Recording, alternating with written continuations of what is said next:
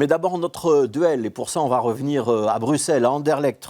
Très précisément, on va s'intéresser au débat sur l'interdiction ou pas de l'abattage sans étourdissement en région bruxelloise. Vous savez qu'une proposition d'ordonnance a été déposée au Parlement régional, qu'elle sera donc bientôt débattue. On va s'intéresser plus précisément aux enjeux de communication autour de ce débat. On est en ligne avec Michel Van den Bos, c'est le président de Gaia, Organisation de défense des animaux, et avec Paul Tillmans, qui est le porte-parole, lui, de la Société anonyme des abattoirs d'Anderlecht. Et pour poser ce débat, et pour qu'on comprenne bien de quoi on parle, je vous propose qu'on voit une publicité. C'est une publicité qui a été réalisée par Gaia, que vous avez peut-être entendue à la radio ou à la télévision ces derniers jours. Un regard innocent, de la laine sur le dos et beaucoup de voilà ce que l'on sait sur les moutons. Et qu'en région bruxelloise, il est toujours légal de leur couper la gorge sans étourdissement. Et qu'ils souffrent terriblement, la science l'a prouvé. Et que la Flandre et la Wallonie ont déjà interdit cette pratique sans toucher à la liberté de religion, comme l'ont confirmé les juges européens et belges. Alors, mesdames et messieurs les députés bruxellois, arrêtez de bêler. Votez sans plus tarder la loi qui interdit l'abattage sans étourdissement.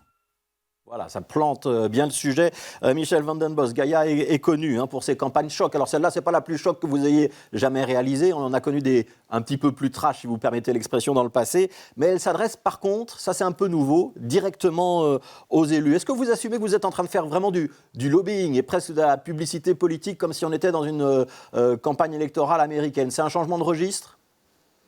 Mais pas du tout. Ça, vous savez, donc, nous avons mené déjà des campagnes depuis des années qui vont dans cette direction, puisque c'est le Parlement aujourd'hui qui devra trancher. Bon, il me semble clair que nous devons bien sûr essayer d'influencer le monde politique, étant donné qu'il s'agit d'une souffrance qui fait partie en fait des souffrances les plus graves qu'on puisse infliger aux animaux, c'est-à-dire donc abattre des animaux sans étourdissement. Ouais. Donc ce sont vraiment les élus que vous ciblez avec cette publicité ou c'est aussi un petit peu l'opinion publique avec un coup de billard à 3 bandes? Bien sûr, mais comme vous savez, bon, nous, on essaie de toute façon d'influencer ou d'inspirer, je dirais, non seulement le monde politique, mais aussi l'opinion publique. Alors il faut quand même savoir que 70% des Bruxellois sont d'accord à ce que l'interdiction de l'abattage sans étourdissement soit donc décidé. Ça ressort donc d'une enquête qui a été menée par le ministre du Bien-être animal, M. Claire Failly, et cela ressort aussi d'une enquête qui a été menée par Ipsos l'année passée en mars, donc il y a 1 an.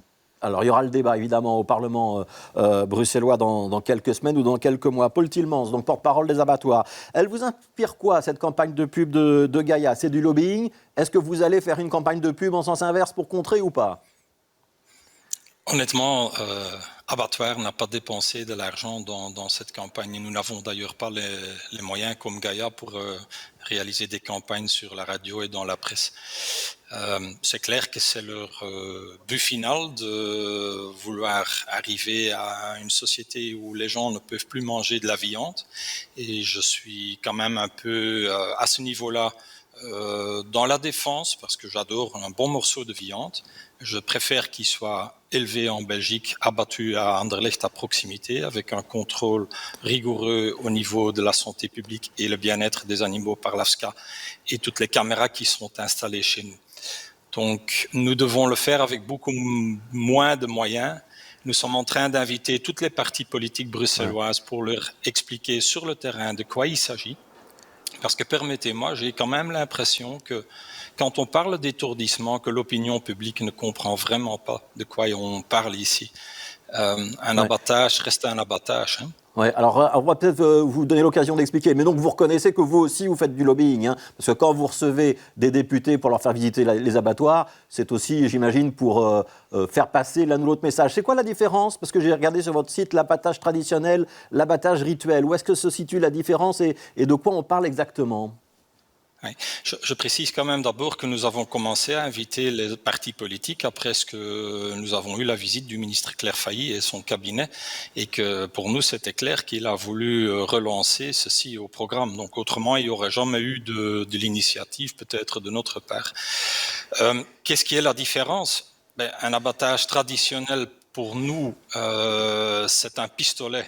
un pince métallique qui pénètre dans le cerveau, qui paralyse l'animal, et puis il y a une saignée qui doit se faire pour faire sortir le sang.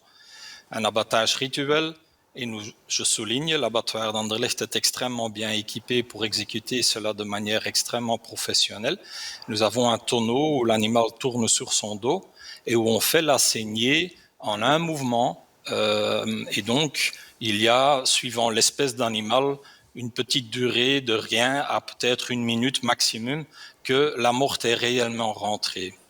Ouais. Alors, ouais. Michel van den Bos, j'imagine que cette petite minute, c'est ce qui fait toute la différence. Je voudrais que vous répondiez quand même à Paul Tillmans lorsqu'il dit le but ultime de Gaïa, de toute façon, ça va être d'interdire qu'on mange de la viande. Alors, c'est un peu ça la question. Est-ce qu'après l'abattage rituel, donc l'abattage sans étourdissement, vous allez vous attaquer à l'abattage tout court? Est-ce que vous pouvez répondre à cet argument?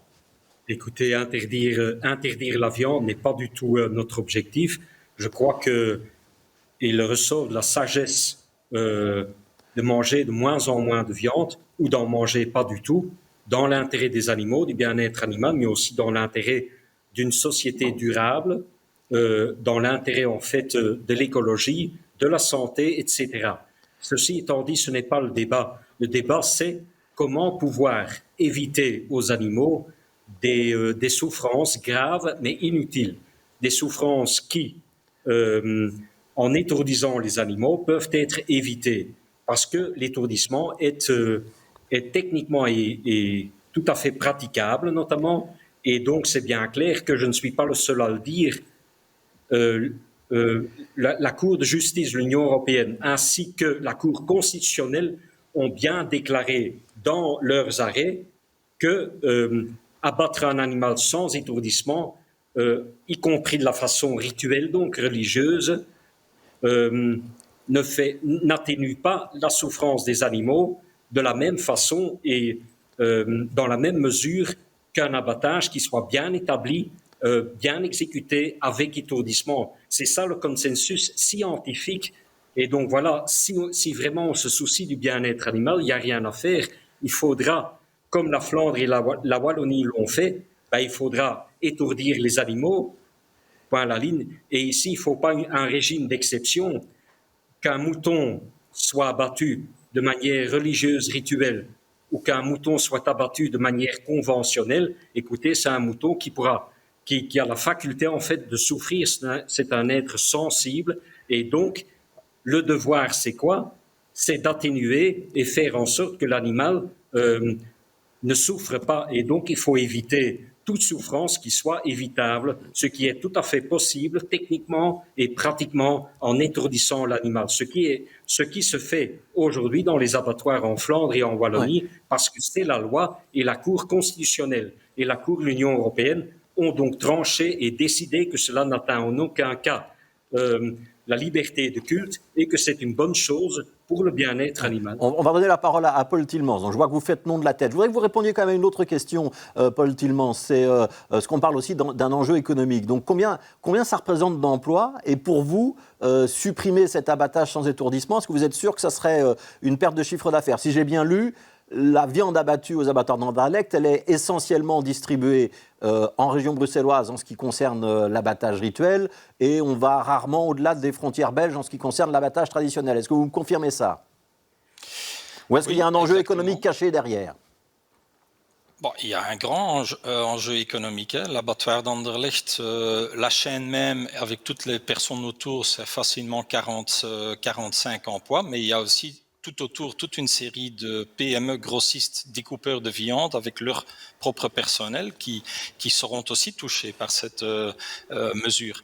N'oubliez pas que je trouve quand même dire que le problème va être résolu quand on va voter cette interdiction, c'est très hypocrite.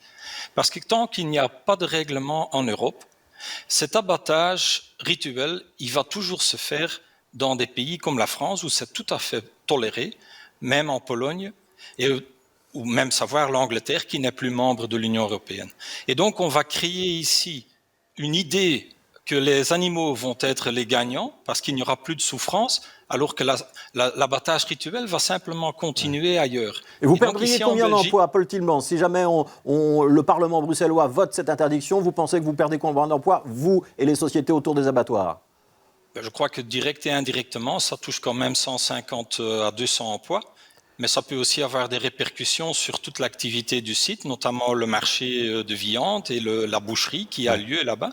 Je pense que les musulmans et juifs risquent de perdre leur crédibilité, leur confiance plutôt dans la viande qui est vendue dans nos boucheries dans ce cas. Une dernière question alors pour Michel Van den Bos. Répondez à cet argument, on ne supprimerait pas la souffrance animale, on ne ferait que la déplacer et les animaux seraient abattus en France avec la même technique? Oui, premièrement, la Belgique ou les régions, en fait, les régions, ils font des lois qui doivent être appliquées sur le territoire belge. La Belgique ou les régions wallonnes, que ce soit la région wallonne, bruxelloise ou flamande, ne peuvent pas faire des lois pour les appliquer ailleurs. Ici, il s'agit d'un problème éthique, clairement moral, vis-à-vis des animaux, du bien-être animal. Et c'est quand même clair que si 27 juges de l'Union européenne, de la Cour constitutionnelle belge, ont clairement expliqué qu'il s'agit d'une mesure impérieuse, nécessaire et proportionnée pour atteindre l'objectif, ce que j'ai déjà répété à plusieurs reprises aujourd'hui, c'est bien clair que c'est la Belgique qui peut aussi inspirer d'autres pays. Il faut non plus savoir que, monsieur... Mais très rapidement, Michel Van den Bos. Très rapidement, la Nouvelle-Zélande exporte en Belgique, pour la Belgique, donc, et c'est la Belgique qui a importé en 2019 plus de 2000 tonnes de viande de mouton en provenance d'animaux qui ont été étourdis, donc qui ont été abattus avec étourdissement, donc c'est-à-dire pour des motifs religieux. Ouais. Donc écoutez, et cette viande est certifiée halal et consommée par des musulmans ici en Belgique. Et alors ça, on aura évidemment l'occasion d'en reparler. On refera un autre débat avec d'autres interlocuteurs justement sur la question religieuse et sur les techniques envisageables. Merci Michel Van den Bos pour Gaïa et Paul Tillmans pour la Société des abattoirs d'Anderlecht. Merci à tous les deux pour ce débat.